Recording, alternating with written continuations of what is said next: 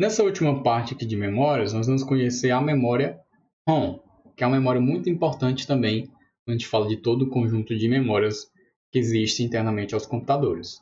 É a memória do tipo não volátil, ou seja, que não perde as informações quando o computador é desligado. Então, esse tipo de informação geralmente são as informações que vêm já de fábrica.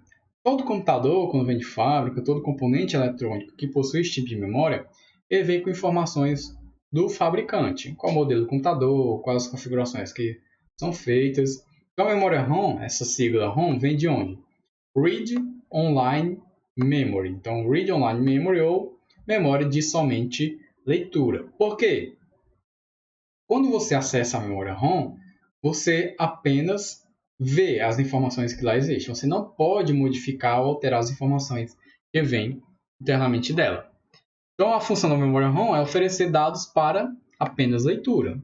Então, geralmente ele fica aqui, ele vai ter um nomezinho, vai ter aqui, a gente chama de um modelo da placa, o ano de fabricação, vai estar conectado à placa mãe. Então, normalmente a ROM é utilizada para armazenar firmwares, né? Ou são os programas que já vêm, firmware são programas que já vêm já instalados, softwares que já vêm pré-instalados de fabricantes.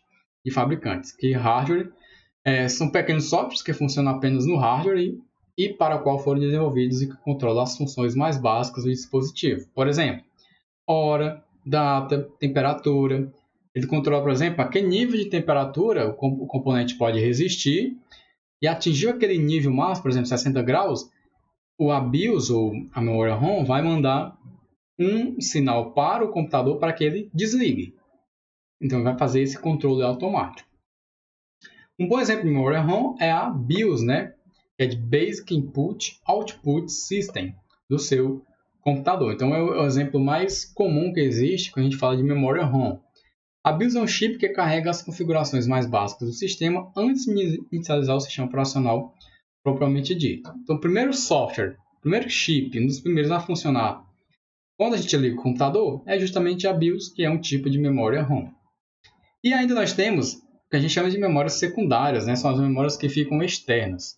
São memórias do tipo não volátil e memórias que ajudam o computador a guardar informações. Pendrive, disco rígido, disco duro magnético, disco rígido, né? Isso aqui é disco externo, HD externo. Nós temos aqui os cartões de memória, vários tipos de cartões de memória, disquetes, CDs, DVDs, Blu-rays. Todas essas são as memórias secundárias.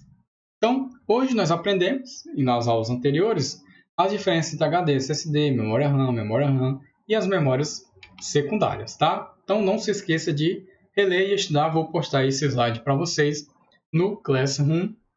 Até a próxima aula.